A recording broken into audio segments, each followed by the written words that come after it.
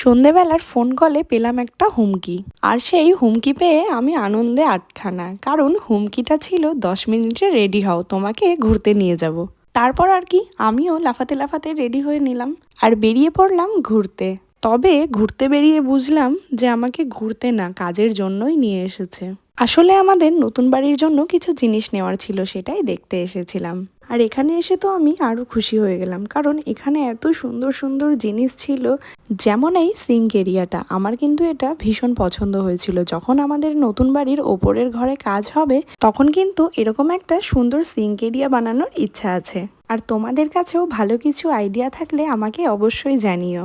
তারপরে আমাদের এখান থেকে যা যা দেখার সেগুলো দেখে আমরা চলে গিয়েছিলাম আরও একটা জায়গায়।